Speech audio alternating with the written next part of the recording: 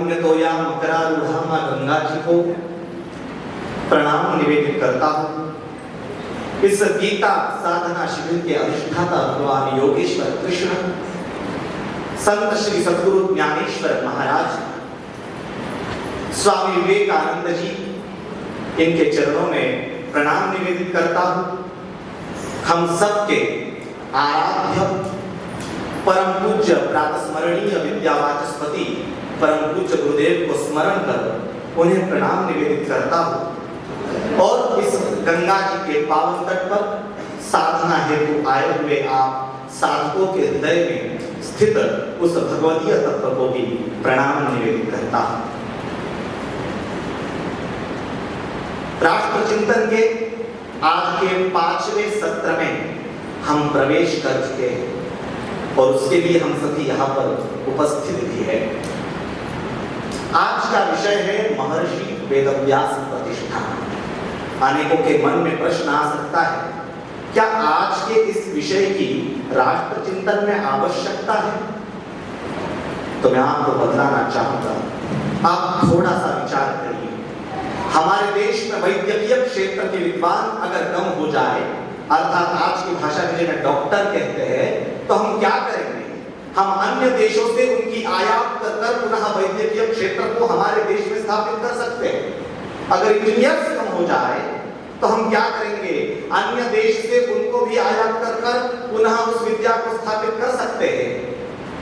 अन्य किसी भी क्षेत्र के विद्वान अगर हमारे देश से कम हो जाए तो हम उनको यहाँ पर लाकर, बाहर के विद्वानों को यहाँ पर लाकर पुनः उस विद्या को प्रस्थापित कर सकते हैं। लेकिन जरा सोचिए, हमारे धर्म की जो धरोहर है, जो वेद है, संस्कृत है, इनके ही विद्वान अगर कम हो जाए तो हम जाएंगे कहाँ? और इसीलिए महर्षि वेदव्यास प्रतिष्ठान उस दिशा में काम कर रहा है। और अतः आज महर्षि वेदव्यास प्रतिष्ठान इस कार्य का परिचय देना अत्यंत आवश्यक है। तो आइए हम महर्षि वेदव्यास प्रतिष्ठान का परिचय करते हैं। महर्षि वेदव्यास प्रतिष्ठान की स्थापना परम पूज्य गुरुदेव ने भगवान दत्तात्रेय की प्रेरणा और आज्ञा से श्री क्षेत्र आलंदी, जो कि परम पूज्य गुरुदेव का इष्ट स्थान है, क्योंकि वहां पर सद्गुरु श्री ज्ञानेश्वर महाराज जी की समाधि है, उस स्थान पर 21 फरवरी 1990 के दिन की, और वहां पर महर्षि वेदव्यास प्रतिष्ठान की स्थापना होकर प्रथम वेद विद्यालय का स्थापन हुआ, जिसका नाम सद्गुरु निजानंद महाराज वेद विद्यालय। क्या कारण था इसको स्थापन करने का? क्या उद्देश्य थे इसको स्थापन करने के? अनेक उद्देश्य थे, लेकिन उनमें से मुख्यतम 3 बिंदुओं को हम देखेंगे। आप देखिए कि सर्वप्रथम बिंदु है वेद संरक्षण। हम 4 वेदों को जानते हैं, क्या उनका संरक्षण? ना। 4 वेद आप जानते हैं, लेकिन क्या आप जानते हैं कि हमारे देश में 4 वेद की 1131 शाखाएं हुआ करती थी, लेकिन विदेशी आक्रांताओं के आक्रमण के कारण हमारे देश की वेद शाखाएं लुप्त हो गई और हमारे देश में आज वर्तमान समय में केवल 12 शाखाएं बची हैं। और उन 12 शाखाओं का कम से कम संरक्षण हो। उनमें जो मंत्र है, वेदो नारायण साक्षात, वेद नारायण का स्वरूप है, क्यों ना उन मंत्रों का भी संरक्षण हो। नाना उन मंत्रों के साथ साथ वेद के सिद्धांतों का, वेद के रहस्यों का संरक्षण हो। इसलिए वेद संरक्षण यह प्रमुख बिंदु। द्वितीय बिंदु वैदिक संस्कृति का पुनर्जागरण। आप देखिए पाश्चात्य संस्कृति कितना प्रभाव कर चुकी है हमारे देश पर, और इसका अनुभव आप लोगों ने कोरोना महामारी में किया। हमारे पूर्वज कहा करते थे कि एक दूसरे की जूठन मत खाओ।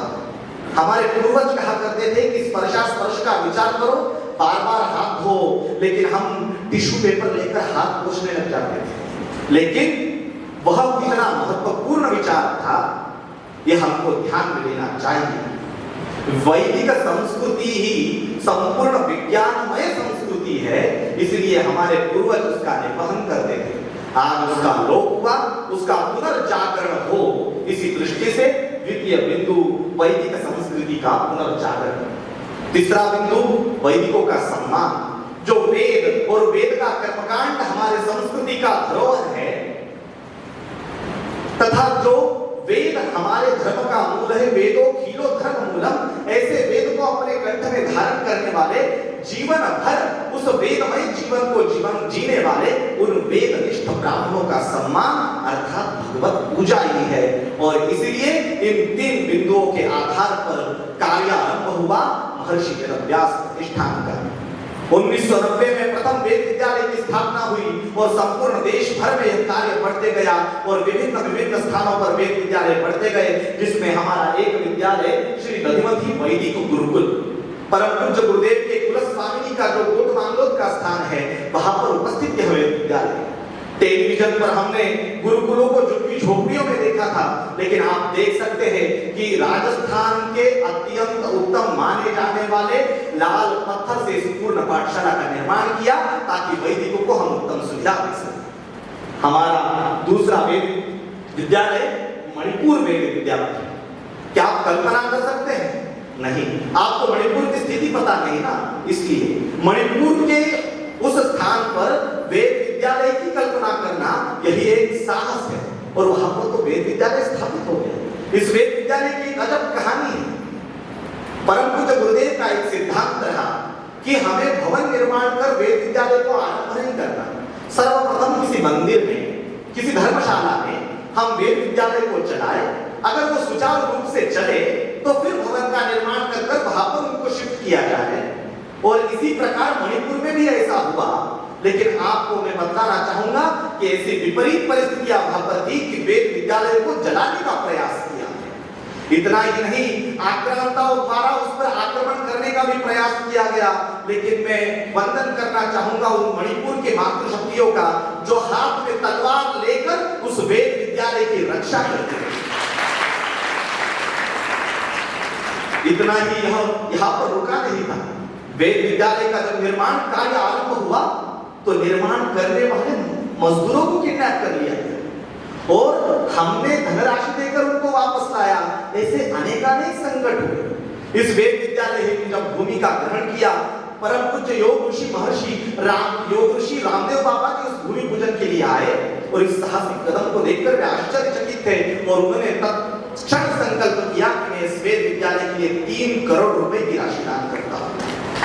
यह भी अपने आप में बड़ी बात है। इसके पश्चात आप देख रहे हैं जम्मू में स्थित महाराजा प्रताप सिंह वेद विद्यालय। परम पूज्य गुरुदेव अपने गुरुस्वामी कांचीनाथेश्वर शंकराचार्य जी महाराज जी के पास गए और उनसे कहा, महाराज जी मैं कश्मीर में वेद विद्यालय स्थापित करना चाहता हूँ। ये बहुत पुरानी बात है। उस समय महाराज जी ने कहा वहां पर बहुत विपरीत परिस्थितियां है, तुम जम्मू में वेद विद्यालय स्थापित करो। और इसका कारण उन्होंने बड़ा सुंदर बतलाया। उन्होंने कहा तुम जम्मू में कदम रखो और कश्मीर पर अपनी नजर रखो। और आज आप देख रहे हैं जम्मू में वेद विद्यालय बना और आज कश्मीर की परिस्थितियां धीरे धीरे कर पूर्ण रूप से अनुकूल होती जा रही है। इसके पश्चात हमारा कलकत्ता का श्री गौरांग वेद विद्यालय।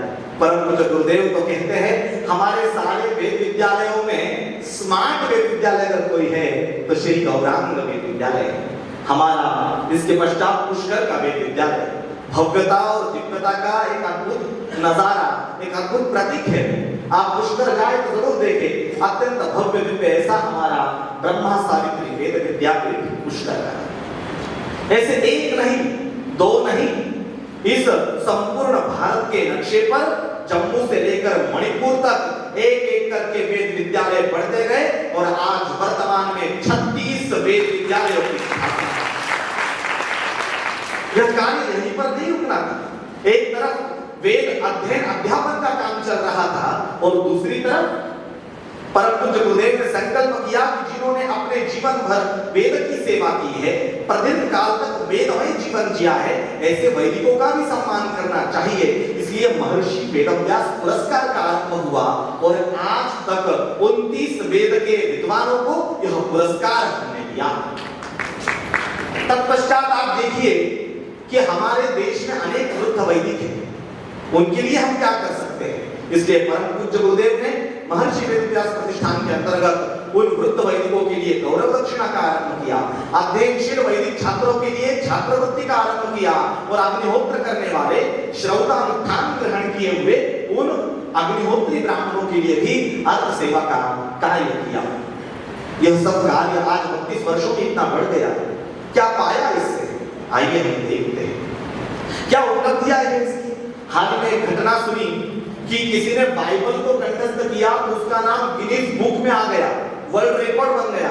और ये बात जब सुनी तो थोड़ी सी हंसी आई और मन में विचार आया कि महर्षि वेदव्यास प्रतिष्ठान में हमारे वेद विद्यालय में ऋग्वेद का अध्ययन करने वाला एक 12-13 साल का छात्र 10,000 वेद के मंत्र को अपने कंठ में ऐसे ही धारण कर लेता है। इतना ही नहीं, वह उसके विकृतियों और पदक्रमादि का अध्ययन करे तो वे 10,000 कई गुना बढ़ जाते हैं और उनको अपने कंठ में धारण करता है और उत्तम परीक्षकों के सामने उसकी परीक्षा देता है। तो मानो हमारे पास ऐसे एक नहीं, दो नहीं, चारों वेदों की विविध शाखाओं के अध्ययन किए हुए 1500 युवा वैदिक हमने भारत माता के श्री चरणों में अर्पित किए। वर्तमान में 1000 बालक प्रतिष्ठान के अंतर्गत निःशुल्क वेद का अध्ययन कर रहे हैं। विश्व हिंदू परिषद के संस्थापक जिनको हम जानते हैं ब्रह्मदीप स्वर्गीय अशोक जी सिंघल जी, इनका जब निर्माण हुआ तो उनके परिवार के सदस्यों ने कुछ राष्ट्र सेवा हेतु हमें करना चाहिए ऐसा विचार किया। और इसलिए जब वे गुरुदेव के पास आए तो गुरुदेव ने उनको कहा कि आपको वेद सेवा के लिए कार्य करना चाहिए। और इसीलिए परम पूज्य गुरुदेव ने माननीय अशोक जी सिंघल जी के नाम से वैदिक पुरस्कार आरंभ करने के लिए कहा। परम पूज्य गुरुदेव अशोक जी सिंघल जी को भारतात्मा कहा करते थे, इसलिए इसलिए भारतात्मा अशोक सिंघल वैदिक पुरस्कार इस नाम से यह पुरस्कार प्रारंभ हुआ। इसकी 4 कैटेगरीज थी, जिसमें प्रत्येक वर्ष में संपूर्ण भारत में उत्तम जांच कर जो भारत का सर्वोत्तम वेद विद्यालय होगा उसे यह पुरस्कार प्रदान किया जाता है। आपको बतलाते हुए मुझे गर्व महसूस होता है कि 2017 में यह पुरस्कार आरंभ हुआ और प्रथम पुरस्कार और द्वितीय पुरस्कार उत्तम वेद विद्यालय के लिए महर्षि वेदव्यास प्रतिष्ठान को प्राप्त हुआ, जो कि हमारा ढलेगांव का वेद विद्यालय 2017 में, दूसरा हमारा आनंदी का वेद विद्यालय। और हाल ही की बात है 2021 के उत्तम वैदिक अध्यापक और उत्तम वैदिक छात्र का जिनको पुरस्कार मिला वे भी हमारे महर्षि वेदव्यास प्रतिष्ठान के ही अध्यापक और छात्र। यह इतना विशाल कार्य करना था तो व्यय तो होना ही था। आज तक लगभग 100 करोड़ से भी अधिक लागत का इस कार्य में व्यय हुआ। परम पूज्य गुरुदेव भारत में विदेशों में अनेक स्थानों में भ्रमण करते हैं और उन स्थानों पर जब वे जाते हैं अनेक महानुभाव उनको मिलते हैं, उनको कहते हैं महाराज जी आपके वेद विद्यालय स्थापित कर रहे हो, आप मंदिर क्यों नहीं स्थापित करते? समाज संगठन का एक अच्छा उपाय है कि मंदिर स्थापित करो। परम पूज्य गुरुदेव उनसे कहते हैं कि मंदिरों की स्थापना करने के लिए आप है, लेकिन आप एक बात का विचार करिए, आप जिन मंदिरों की स्थापना करते हैं उन मंदिरों में जो श्री विग्रह लगते हैं, उन श्री विग्रहों में जिन मंत्रों से प्राण प्रतिष्ठा की जाती है, जिन विधियों से प्राण प्रतिष्ठा की जाती है, उन मंत्रों को, उन विधियों को कंठ में धारण करने वाले युवा वैदिक हम आपको दे रहे हैं। और एक बात मुझे याद आ गई, योद्धा सन्यासी, वीर सन्यासी स्वामी विवेकानंद जी को हम सभी जानते हैं, उनका महत् कार्य भी आप सभी जानते हैं, लेकिन क्या आप जानते हैं स्वामी विवेकानंद जी अपने अंत के दिनों में अपने शिष्यों से कहते थे कि हमें एक वेद विद्यालय की स्थापना करनी चाहिए। हमने बहुत कार्य किए, लेकिन उसमें अगर महत्वपूर्ण कार्य कुछ है तो वो वेद विद्यालय की स्थापना है। इतना ही नहीं, 4 जुलाई 1902 जिस दिन स्वामी जी ने अपना देह त्याग किया, उस दिन के अपने अंतिम प्रवचन में भी स्वामी जी ने कहा कि हमें एक वेद विद्यालय की स्थापना करनी चाहिए। और आपको बतलाते हुए हर्ष होता है कि महर्षि वेदव्यास प्रतिष्ठान ने उनका स्वप्न साकार किया। कैसे? स्वामी जी के पश्चात उनके शिष्यों ने या रामकृष्ण मिशन ने पता नहीं इस बात का क्यों विचार नहीं किया, लेकिन 100 वर्षों के पश्चात रामकृष्ण मिशन के सदस्यों को मन में यह बात आई कि स्वामी जी की अंतिम इच्छा थी कि वेद विद्यालय की स्थापना की जाए, तो अब हमें वेद विद्यालय की स्थापना करनी चाहिए। अब वेद विद्यालय की स्थापना करनी चाहिए तो मार्गदर्शन किसका लिया जाए? जब उन्होंने चिंतन मंथन किया तो उनको सामने नाम नजर आया महर्षि वेदव्यास प्रतिष्ठान और उसके संस्थापक स्वामी गोविंद देव गिरी महाराज। यह भी अपने आप में बहुत बड़ी बात है। हमारे महर्षि वेदव्यास प्रतिष्ठान के बारे में जितनी बातें कहूंगा उतनी कम है। अनेक प्रतिभावान छात्र महर्षि वेदव्यास प्रतिष्ठान में निर्माण हुए, लेकिन मैं केवल 3 छात्रों का आपको परिचय कराना चाहूंगा, क्योंकि अधिक छात्रों के बारे में मैं बोल नहीं सकता। वेदमूर्ति अभिजीत ठोसर गुरु जी, सामान्य से सादे से दिखने वाले वैदिक, इन्होंने वेद का अध्ययन किया, शास्त्र का अध्ययन किया, वेदांत का अध्ययन किया और इतना कष्ट करने के पश्चात इस विश्व का जाना माना विश्वविद्यालय, जिसे आप लोग ऑक्सफोर्ड यूनिवर्सिटी कहते हैं, उस विश्वविद्यालय में हमारे अभिजीत गुरु जी पीएचडी कर रहे हैं और इतना ही नहीं, वहां के विद्यार्थियों को शास्त्रों का ज्ञान भी दे रहे हैं। इसके पश्चात हमारे वेदमूर्ति गजानन जोतकर गुरु जी, ये काशी के महत विद्वान पंडित प्रवर द्रविड़ गुरु जी के अत्यंत प्रिय शिष्य। राम जन्मभूमि का पूजन कार्य आपने देखा, लेकिन क्या आप जानते हैं संपूर्ण भारत से कुछ वैदिकों का उसमें चयन हुआ था और भूमि पूजन को आपने जो देखा उसके पूर्व कुछ 3 दिन तक जो विधियां चली थी उनमें प्रमुख भूमिका जिन्होंने निभाई थी उनमें गजानन गुरु जी है। इतना ही नहीं, विश्वनाथ कॉरिडोर के पूजन के समय में भी गजानन गुरु जी उस समय में वहां पर थे। उत्तर प्रदेश सरकार द्वारा उनको वेद पंडित का पुरस्कार दिया गया। ज्योतिष शास्त्र के ऐसे उत्तम विद्वान, अभी आप आगम शास्त्र, वैदिक दृष्टिया आगम शास्त्र इस विषय पर बनारस हिंदू यूनिवर्सिटी में पीएचडी कर रहे हैं। इसके पश्चात हमारे वेदमूर्ति शांतनु रिठिन, इनको आप सभी लोग जानते ही हैं। अब इन्होंने वेद का अध्ययन किया, इतिहास का अध्ययन किया, भागवत का अध्ययन किया। अभी तक मुझे भी समझ में नहीं आता है कि किन बातों के ज्ञाता है, लेकिन आपको मैं एक बात बताना चाहूंगा। महाराष्ट्र में एक प्रसिद्ध वृत्तपत्र है जिसका नाम है लोक सत्ता, और लोक सत्ता हर वर्ष संपूर्ण महाराष्ट्र के युवाओं के लिए, विद्यार्थियों के लिए एक वक्तृत्व स्पर्धा आयोजित करता है और एक वर्ष में संपूर्ण महाराष्ट्र के 400 कॉलेज से बच्चों ने उस वक्तृत्व स्पर्धा में भाग लिया, जो कि आधुनिक अध्ययन करता है, आधुनिक वस्त्र वगैरह पहनकर वे उस स्पर्धा में गए। लेकिन मैं आपको बताना चाहूंगा, धोती पहने हुए, लंबी शिखा धारण किए हुए, मस्तक पर वस्त्र धारण किए हुए तेजस्वी वैदिक शांतनु रिठिन ने उन सभी को पछाड़कर वक्ता दशसहस्रेश्वर्य किताब अपने माथे पर, यह ताज अपने माथे पर चढ़ाया। ऐसे एक नहीं दो नहीं, मैंने कहा ना 1500 वैदिक युवाओं का हमने निर्माण किया। क्या इतना कर हमको थमना था? नहीं, परम पूज्य गुरुदेव ने कुछ और सोच रखा था। हमने सर्वप्रथम जो मुद्दा देखा ना, वेद संरक्षण, जिसमें शब्द की रक्षा तो कर ली क्योंकि उस समय में शब्द की रक्षा आवश्यक थी, लेकिन अब हमको एक स्तर आगे बढ़ना था और इसलिए परम पूज्य गुरुदेव ने अनेक वर्ष पूर्व दूरदृष्टि रखते हुए आनंदी के समीप 14 एकड़ भूमि का ग्रहण किया और उस भूमि में गुरुदेव की संकल्पना थी कि एक वैदिक विश्वविद्यापीठ को हमको निर्माण करना है। इन 36-37 जितने भी आगे बढ़े थे उन सभी विद्यालयों के केंद्र को स्थापित करना है और जो कि इस देश का सर्वोत्तम वैदिक विश्वविद्यालय कहलाए, ऐसा कार्य हमको करना है। और इसीलिए महर्षि वेदव्यास प्रतिष्ठान का अग्रिम स्तर था वेदश्री तपोवन। जो वेदश्री तपोवन क्या है, इसके क्या लक्ष्य है, आइए समझते हैं। इस देश को सांस्कृतिक नेतृत्व देना, यह वाक्य परम पूज्य गुरुदेव अपने हर प्रवचन में कहते हैं, लेकिन वो किस माध्यम से देंगे, इसका जब विचार करते हैं तो परम पूज्य गुरुदेव ने उसके 3 मुख्य बिंदु रखे कि हमको वहां पे करना क्या है। हमको वहां पर उत्तम वैदिक अध्यापक को निर्माण करना है। अब आप विचार करेंगे इतने वेद विद्यालय बना लिए तो वैदिक अध्यापक तो होंगे ही ना। आपको मैं बता दूं कि शब्द रक्षा के लिए उस समय हमको लगातार वेद विद्यालय की स्थापना करनी थी।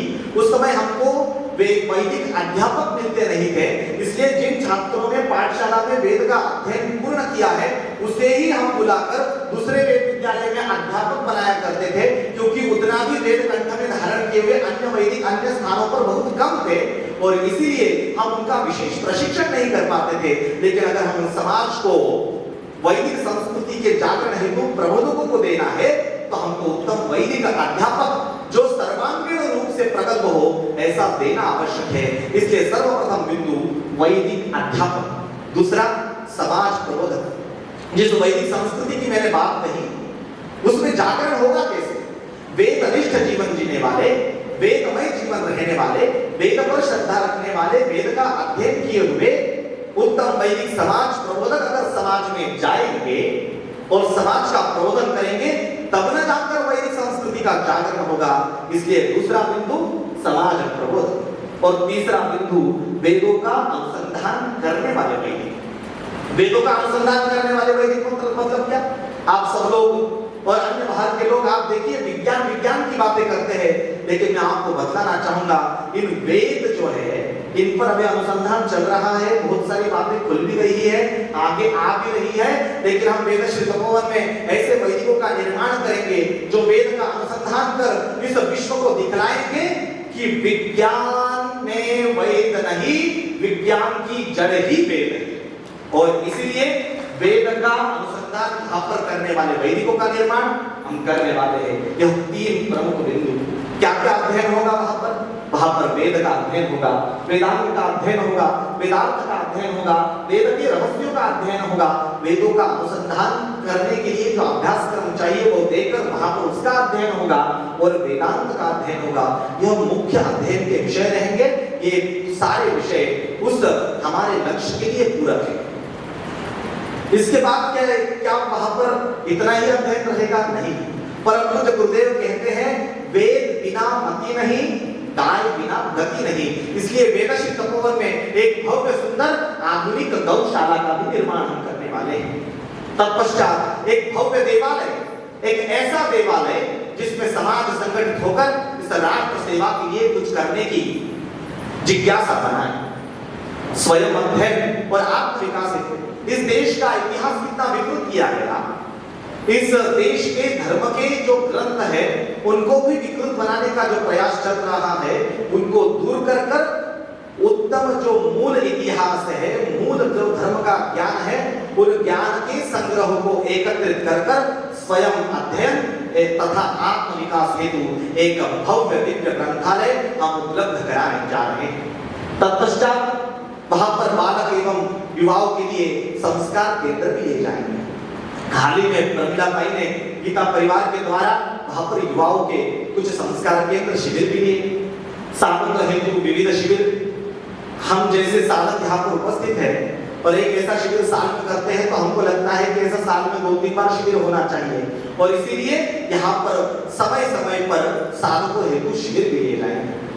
धर्म प्रेमी जो सज्जन है अनेक, उनके मन में आता है जो कर्मकांड पर निष्ठा रखते हैं, उनको लगता है कि मुझे यज्ञ आदि करना है, पूजा पाठ कुछ विविध अनुष्ठान करना है, लेकिन उनको उस समय पर उत्तम वैदिक विद्वान नहीं मिलते। अच्छा, वैदिक विद्वान उनको मिल जाते हैं तो उनको उत्तम स्थान नहीं मिलता, वह सुविधाएं नहीं मिलती, वह सामग्री नहीं मिलती। इन सभी को एक जगह पर कर कर आप सभी के लिए जो वहां पर आकर अनुष्ठान करवाना चाहता है उसके लिए वहां पर एक सुंदरतम अनुष्ठान केंद्र हम स्थापित करने जा रहे हैं। वेदश्री तपोवन की ऐसी बहुत सारी गतिविधियां हैं, लेकिन वेदश्री तपोवन हम सबको सांस्कृतिक नेतृत्व देगा, यह इसका मुख्य बिंदु है। मैंने गत समय में आपको बहुत सारी बातें बतलाई, लेकिन चलिए आइए हम देखते हैं परम पूज्य गुरुदेव का जो स्वप्न है विश्व मंगल वैदिक संस्कृति के लोकोपयोगी रहस्यों के अनुसंधान एवं वैदिक प्रचार का विद्यापीठ वेदश्री तपोवन।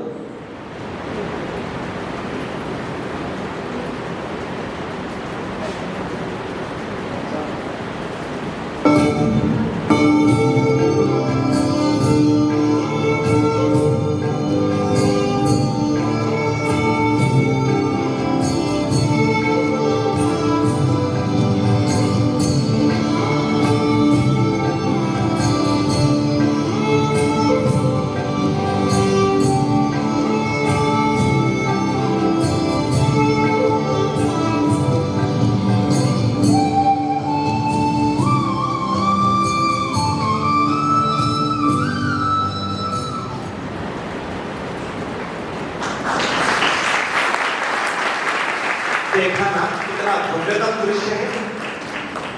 जैसे मैंने बताया गत 32 वर्षों में 36 वेद विद्यालय तथा अब जाकर इस महत्व वास्तु का निर्माण हुआ है। यह परम पूज्य गुरुदेव के तप का प्रताप तो है ही, लेकिन आप सभी धर्म प्रेमी सज्जनों के दान का भी प्रभाव है। समय समय पर आप जैसे धर्म प्रेमियों ने इसमें दान रूपी सेवा की, इस महत् यज्ञ में दान रूपी सेवा करने के कारण यह कार्य नित्य रूप से वृद्धिंगत होते गया। लेकिन आज भी इसको और वृद्धिंगत होना है, इसको इतना वृद्धिंगत होना है कि एक समय ऐसा आए कि इस कार्य के प्रभाव से हमारा समस्त राष्ट्र वैदिक संस्कृतिमय बन जाए। और इसीलिए आज इसको बहुत मात्रा में अर्थ संचय की आवश्यकता है। और इसलिए मैं आप सभी से विनम्र आह्वान करता हूं कि इस महत् कार्य में आप स्वयं अपने मित्रों को, अपने आप्तेष्टों को प्रेरित कर कर इस महत् कार्य में, इस यज्ञ में दान रूपी सेवा प्रदान करें। जाते जाते एक बात कहूंगा, आपने मणिपुर की वो बात सुनी, ऐसे अनेक संकट महर्षि वेदव्यास प्रतिष्ठान के कार्य को करते समय आए, लेकिन चट्टान की तरह जैसे देश की सीमा पर एक सैनिक खड़ा होता है, वैसे हमारे वेद के विद्यालय तथा वैदिक खड़े रहे। और इसलिए मुझे कुछ पंक्तियां याद आती है। अनगिनत संकट झेल बड़ा, याद करिए मणिपुर पर आए उस संकट को जिसको मैंने आपको बतलाया। अनगिनत संकट झेल बड़ा, यह ज्ञान हमारा अनुपम है। हे नायक पर विश्वास अटल, नायक कौन? हमारे परम पूज्य गुरुदेव। हे नायक पर विश्वास अटल, उनमें बाहों में दमखम है। याद करिए उन महिलाओं को जिनके हाथों में तलवार है, उनमें बाहों में दमखम है। रेल अंधेरी बीतेगी, वे विपरीत परिस्थितियां नष्ट हो जाएगी, संस्कृति वहां पर स्थापित हो जाएगी। उषा जय मुकुट चढ़ाएगी, पतवार चलाते जाएंगे, मंजिल आएगी आएगी, मंजिल आएगी आएगी। परम पूज्य गुरुदेव हमेशा कहते हैं कि वेद सेवा का कार्य हम सबके कल्याण का कार्य है। जहां पर वेद विद्यालय स्थापित होता है, उस स्थान का नहीं, उस गांव का, उस जिले का, उस राज्य का नहीं, अरे हमारे केवल देश का नहीं, हमारे वेद ने तो कहा वसुधैव कुटुंबकम, इस संपूर्ण विश्व का कल्याण करने वाले वेद है, सबका हित करने वाले वेद है। इसलिए परम पूज्य गुरुदेव ने हम सभी को एक ही ब्रीद दिया, वेदा सर्वहितार्थाय, वेदा सर्वहितार्थाय। की गई सेवा को मां गंगा के चरणों में, परम पूज्य गुरुदेव के चरणों में अर्पित करता हूं। मेरे द्वारा कुछ भूल हुई हो तो क्षमा चाहता हूं। और इस कार्य में मुझे सहयोग करने वाले मेरे प्रिय ज्येष्ठ भ्राता शंतनु भैया, कृष्णा भैया, अंजलि जी द्विवेदी, विशाल भैया और अन्य सभी साथियों का बहुत बहुत धन्यवाद देता हूं। जय श्री कृष्ण, भारत माता की जय।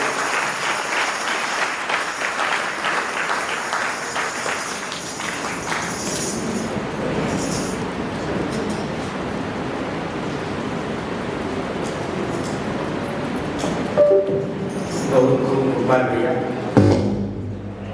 महर्षि वेदव्यास प्रतिष्ठान का ये वैशिष्ट्य रहा है कि महर्षि वेदव्यास प्रतिष्ठान का जो भी कार्य आप आज इतना आप देख रहे हैं, उसके मूल में महर्षि वेदव्यास प्रतिष्ठान के पूर्व छात्र ही है। महर्षि वेदव्यास प्रतिष्ठान के पूर्व छात्रों ने ही महर्षि वेदव्यास प्रतिष्ठान को आगे बढ़ाया। इसका एक नमूना आपको गोपाल भैया के रूप में दिख रहा है। क्या किया है प्रतिष्ठान ने, दो वाक्यों में बताता हूं। प्रतिष्ठान क्या किया है प्रतिष्ठान ने आज पूरे देश में। एक समय जब प्रतिष्ठान का आरंभ हो रहा था, तब उत्तर भारत में वेदों की स्थिति बड़ी विकट थी।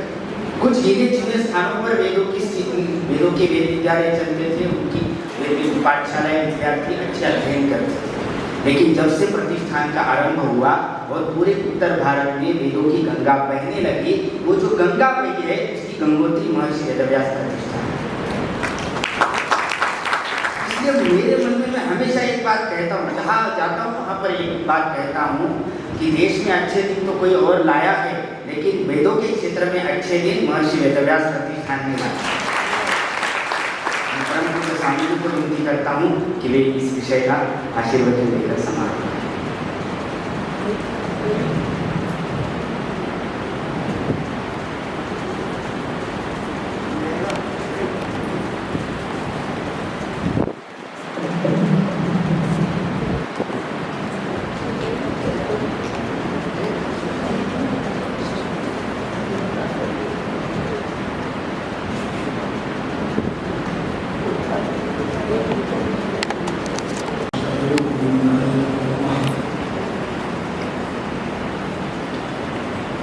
दो बड़े बड़े पंडितों के भाषण होने के बाद में मुझे क्या बोलना चाहिए?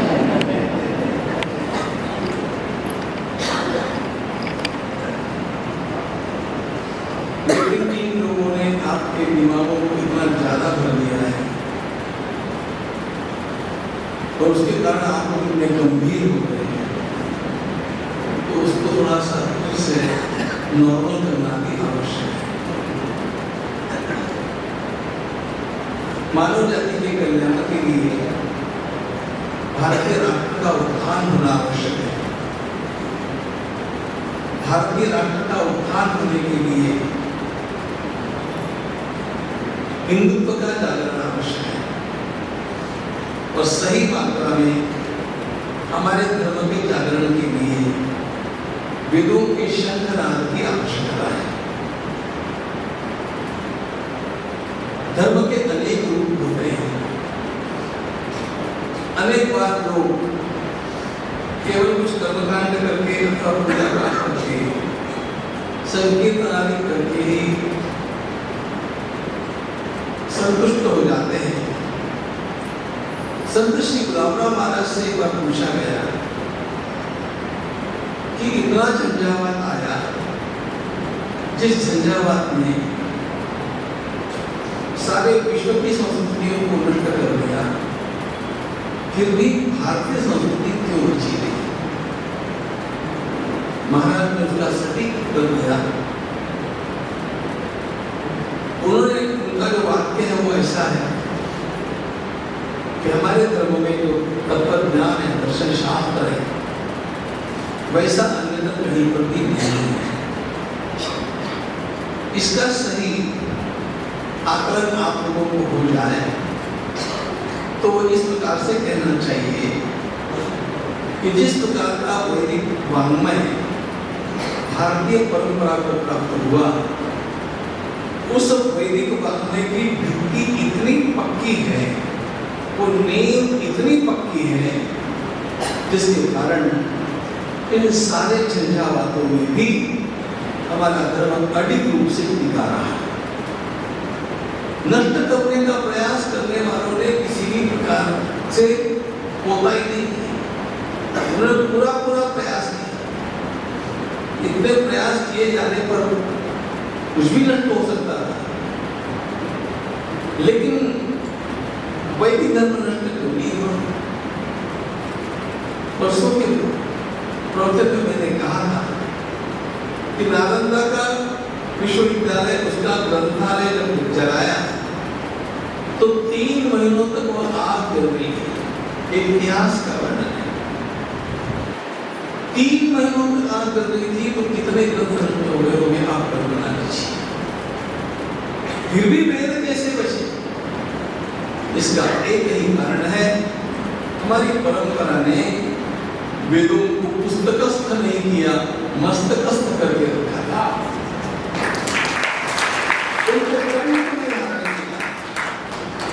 और कंठ में धारण करने का व्रत लेने वाला एक संपूर्ण ब्राह्मण समाज खड़ा कर दिया था। मुझे ये कहने में कोई भी हिचक नहीं है कि महर्षि वेदव्यास प्रतिष्ठान के माध्यम से हम लोग इस देश का सच्चा ब्राह्मण खड़ा करना चाहते हैं, क्योंकि जब सच्चा ब्राह्मण खड़ा होगा, एक चाणक्य खड़ा होता है तो राष्ट्रों को उधर करके रख देता है। लेकिन वो चाणक्य उस प्रकार से खड़ा होना चाहिए। और ये ब्राह्मण ने एक जीवन व्रत होता है, एक व्यवसाय नहीं होता है। भगवद गीता में जो ब्राह्मण के लक्षण कहे, शौचम शांति राजोमेवच ज्ञानम विज्ञानम आस्तिक्यम ब्रह्म कर्म स्वभावजम। इसमें एक भी व्यवसाय की बात नहीं है, इसको ध्यान में दीजिएगा। जहां वैश्य का वर्णन किया गया, कृषि, गोरक्ष, वाणिज्य, ये सब इनकम के सोर्सेस है। ब्राह्मण के लिए इनकम का सोर्स गीताकार वर्णन करते ही नहीं है, क्योंकि ब्राह्मण को इनकम के लिए जीना होता ही नहीं है, उसको धर्म के लिए जीना होता है। इसीलिए उसको पूज्य माना गया। ये भाव पुनः जागृत नहीं हुआ, तो जिस परंपरा ने वेदों की रक्षा करने के लिए सारा जीवन कष्टमय बिता करके भी वेदों को कंठ में धारण करने के लिए बहुत प्रयास किया, उनके वे कष्ट इस प्रकार का रंग लाए कि इस प्रकार ग्रंथालय को जलाने के पश्चात भी वेद वैसे के वैसे जीवित है, वैसे के वैसे जीवित है। मैं आपको उदाहरण बताता हूँ।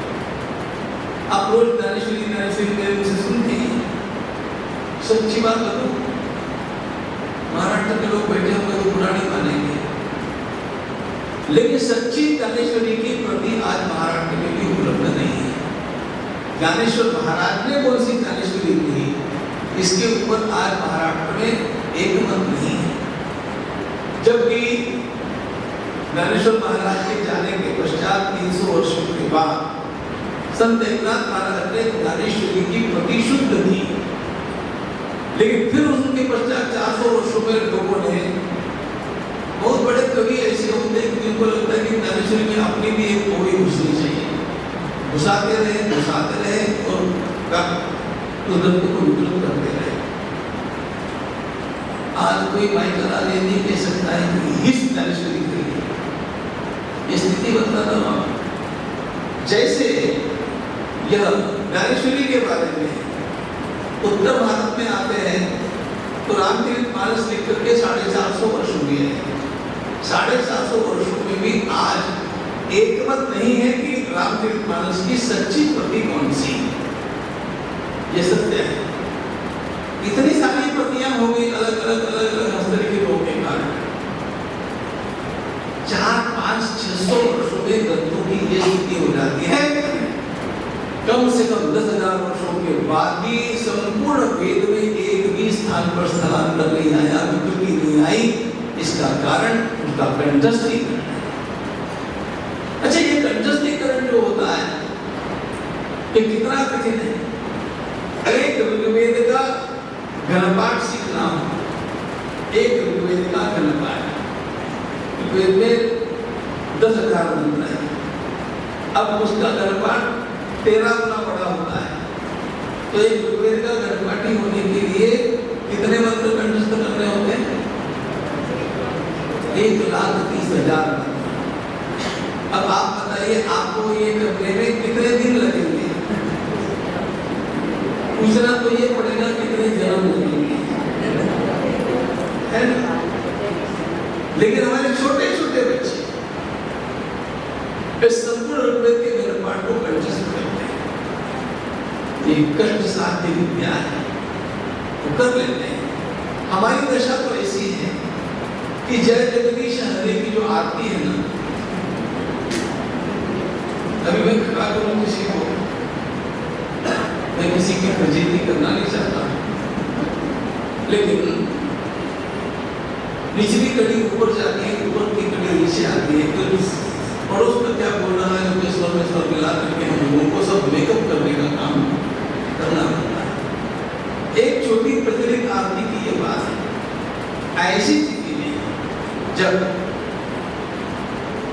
इतनी बड़ी वेद विद्या में एक भी स्थान पर पाठवेद नहीं है, तो सामान्य बात नहीं है। मैक्समुलर ने स्वयं अध्ययन करके 8 स्थानों पर वेदों में पाठभेद खोज करके निकाले 8। पंडित सातवलेकर जी ने उसका अनुसंधान करके यह प्रमाणित कर दिया कि मैक्समुलर साहब को वेद के स्वर का ज्ञान न होने के कारण उनका भ्रम हुआ। ये 8 स्थान गलत है, वेद में एक भी स्थान पर पाठभेद नहीं है।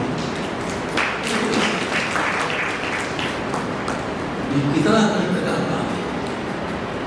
सवेरे 4 बजे से पूर्व उठ करके ये बालक अपना रक्त जलाते हैं, तब जाकर के ऐसा होता है। मैं तो सीधी बात कहता हूँ, ये विद्यालय हो रहे हैं, विदुषी होगा, सब कुछ ठीक है, लेकिन जिस समय में चल पड़ा था इस काम के लिए, उस समय में एक प्रतिज्ञा करके चला था कि कोई ब्राह्मण बालक मेरे पास आकर के कहेगा तो मुझे वेद पढ़ना है और मेरी जेब में कुछ पैसा नहीं होगा, तो मैं सड़क पर खड़ा होकर के भिक्षा मांगूंगा, लेकिन उस ब्राह्मण बालक को वेद पढ़ा दूंगा।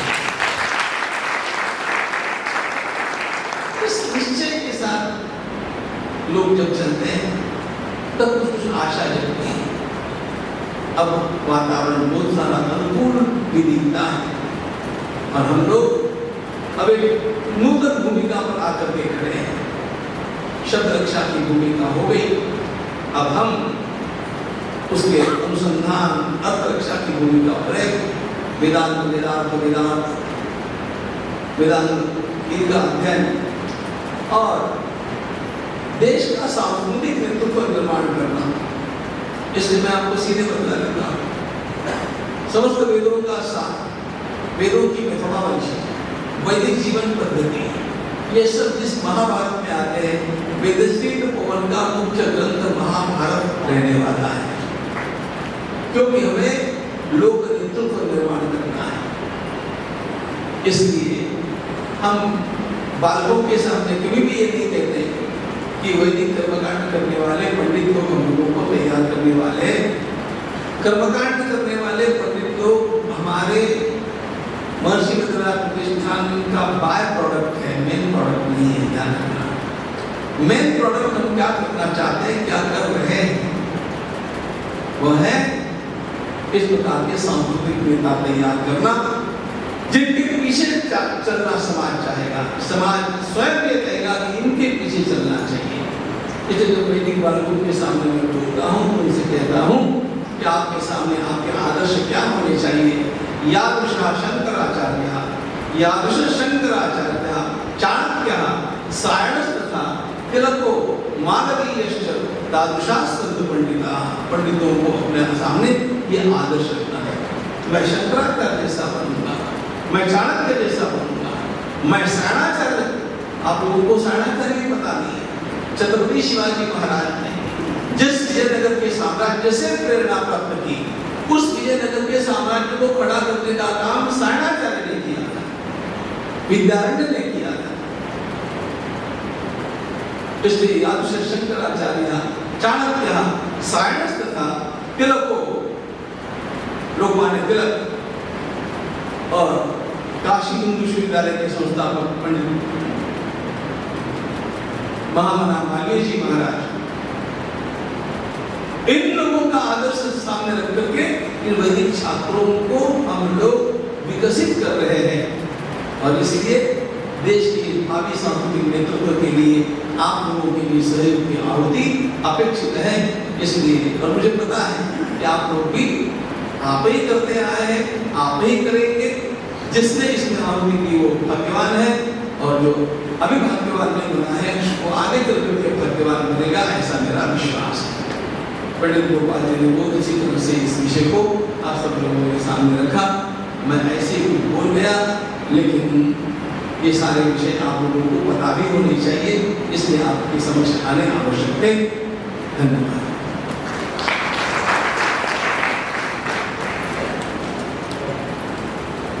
परम पूज्य गुरुदेव के चरणों में वंदन करता हूँ।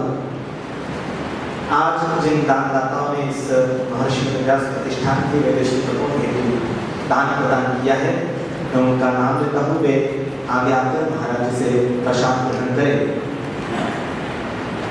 श्रीमती मेघना जी एवं विनोद जी संगीतराव नागपुर, आपने 1,11,000 रुपए की राशि इस कार्य को प्रदान करी। श्रीमती मीनाक्षी जी देव पुजारी नागपुर, आपने 25,000 रुपए की दान राशि प्रदान करी। 21,000 रुपए की दान राशि श्री महेश जी सिकरिया रायबरेली, मैं जिनका नाम ले रहा हूँ वे जल्द से जल्द महाराज जी के पास आकर प्रसाद ग्रहण करें। 21,000 रुपए श्रीमती अंकिता जी आनंद जी राठी कोटा। 15,000 रुपए गुप्तदान रायबरेली से प्राप्त हुआ है और 11,000 रुपए लखनऊ से गुप्तदान प्राप्त हुआ है। आप सभी दानदाताओं का बहुत बहुत आभार और उपस्थित दानदाताओं का हम तालियां